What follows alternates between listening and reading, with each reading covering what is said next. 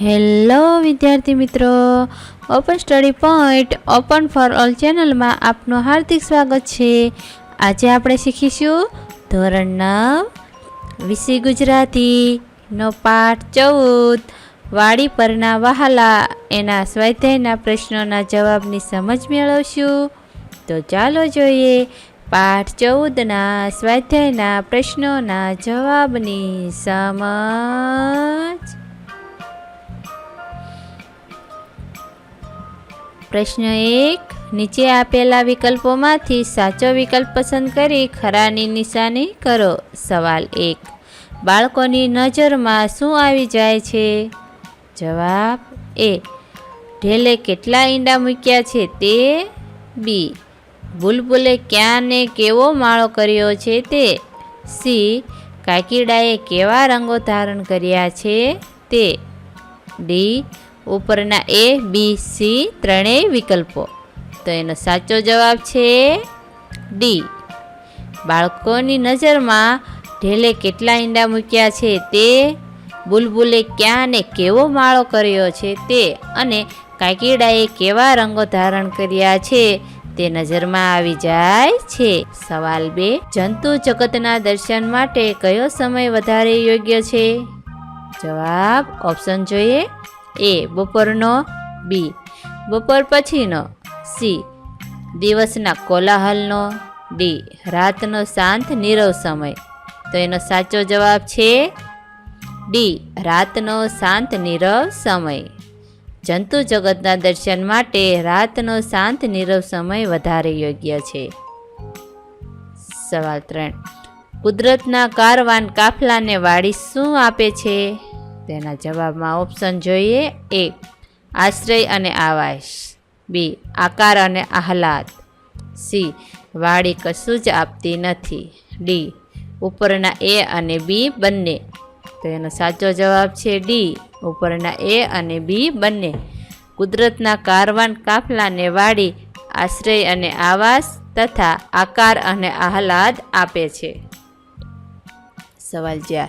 વાડીમાં ક્યારેક ક્યારેક કયા પ્રાણીઓના દર્શન થઈ જાય છે? એના જવાબમાં ઓપ્શન જોઈએ. એ. શેઢાડીને શેળાના. બી. ઘોરખોદિયાને ભૂંડળાના. સી. દીપડાને સિંહના અને ડી. વણિયલ અને જબાદિયાના. તો એનો સાચો જવાબ છે સી. દીપડા અને સિંહના. વાડીમાં ક્યારેક ક્યારેક સિંહ અને દીપડાના જેવા પ્રાણીઓના દર્શન થઈ જાય છે. પ્રશ્ન 2. નીચેના પ્રશ્નો 2-3 વાક્યોમાં ઉત્તર લખો. સવાલ 1. ચોમાસામાં નવરાશના દિવસોમાં લોકો કઈ રીતે આનંદ મેળવે છે? તેનો જવાબ. ચોમાસાના નવરાશના દિવસોમાં લોકો ખાસ કરીને યુવાનો ચોપાટ રમતા હોય છે. મોડી રાત સુધી એમના હર્ષનાદો સંભળાતા હોય છે. રાત્રે ભજનો થાય છે. ઠાકોરજીને ઠાકોર થાળી નૈવેદ્યની થાળી ધરવામાં આવે છે અને દાંડિયા રાસની રમઝટ બોલાવીને લોકો સમૂહ આનંદ મેળવે છે. સવાલ 2. ઝડપથી પતાવવાના કેવા કેવા કામ માટે લોકો એકબીજાની ત્યાં જાય છે? જવાબ. વંજી બાંધવી, નળિયા ચડાવવા, ઘઉંના પાળા બાંધવા જેવા કામો તથા કોઈ વાર શાંતિનું કામ, ઝાઝા હાથની જરૂર પડે તેવા કામ તાત્કાલિક ને ઝડપથી પતાવવાના હોય છે. એ કામો કરવા માટે લોકો એકબીજાને ત્યાં જાય છે અને સાથે મળીને આનંદ કિલ્લોત કરતા રહે છે. પ્રશ્ન 3. નીચેના પ્રશ્નોના 7-8 લીટીમાં ઉત્તર લખો. સવાલ 1. વાડીના જલસાને તમારા શબ્દોમાં વર્ણવો. જવાબ. વાડીમાં રહેતા લોકો દરેક મોસમની મોજ માણતા હોય છે. વાડીમાં ડાયરા જામે અને જલસા થાય. ત્યાં મકાઈના ડોડાની મિજબાનીઓ થાય. આજુબાજુની વાડીના અડોશ પડોશના મિત્રો ભેગા થાય. જેમને આમંત્રણ આપ્યું હોય તેઓ પણ આ જલસામાં ભળી જાય. નબળા લાકડાની અને આછી પાંખી કાથીની ખાટલીઓ પર માનવંતા મહેમાનોને બેસાડવામાં આવે. સ્વયંસેવકો કાંટા ભેગા કરી લાવે અને સળી પેટાવી તાપણું કરે. એમાં ભૂટ્ટા શેકાય. એ પછી પીળા અને પોણા કાળા ભૂટ્ટા સૌને ખાવા માટે વહેંચે. પોંકના સમયે તેનો આનંદ લેવાનો કોઈ ચૂકે નહીં. તાપણામાંથી માનવીના ગરમ ઓળાના એક એક દાણા ખાતા જાય. આ જલસો તો રાત્રે શરૂ થાય ને છેક વહેલી સવાર સુધી ચાલુ રહે. ઉપરાંત ચણા, પપૈયા, જામફળની પણ પાર્ટીઓ યોજાય, ભલે એ નાની ને ખાનગી હોય. આમ વાડીમાં લોકો કામ જ નથી કરતા, પણ કામની સાથે ખાવા પીવાનો આનંદ પણ લે છે. સવાલ 2. વાડીની લીલી દુનિયા વચ્ચે કેટલા જગત હોય છે? આ વાક્યની પાઠના આધારે ચર્ચા કરો.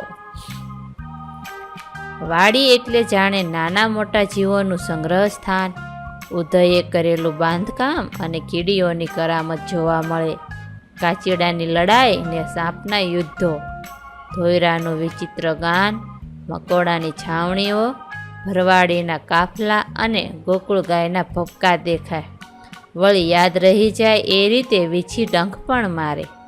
વાડીમાં સાપ નોળિયા અને કાળોતરા બિલાડાના જીવન મરણના સંગ્રામ ચાલતા હોય.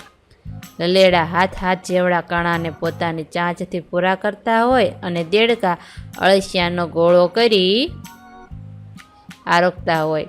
નાના સસલાને ખાઈને પંખદંડી પર સૂતેલા સાપ પણ દેખાય. કાકડાઓની વચ્ચેથી પોતાનો મારક કાઢતા ઘુવડ, શેરડીના શોખીન શિયાળ, ઈંડા શોધતા ખેરખટ્ટા, મરઘીના બચ્ચાને ચોરીને પોતાના દરમાં લઈ જતા ઉંદરો, પશુઓને વળગતી જીવાતો, વીણતા બગલા, બાળકને બગાડતી ઈયળો સાફ કરતા પક્ષીઓ, પાકને બગાડતી ઈયળો સાફ કરતા પક્ષીઓ, ઉંદરની વસ્તી પર અંકુશ રાખતા રાની માંજરો પણ વાડીમાં રહેતા હોય છે. રાત્રે તો વાડીમાં કંસારીથી લઈને તમારા સુધીનો અવાજ સંભળાય. વાડીની લીલી દુનિયા વચ્ચે કેટલા જગત હોય છે? આ વાક્યની પાઠના આધારે ચર્ચા કરો. શેઢાડી, શેળા, વણિયળ, જબોદિયા, ગોરખોદિયા, ભૂંડ, હરણા, રોજડા, તો ક્યારેક દીપડા અને સિંહ પણ જોવા મળે. આમ વાડીની ભરી અને વૈવિધ્યપૂર્ણ દુનિયા માટે લેખક સાચું જ કહે છે કે વાડીની લીલી દુનિયા વચ્ચે કેટલા જગત હોય છે.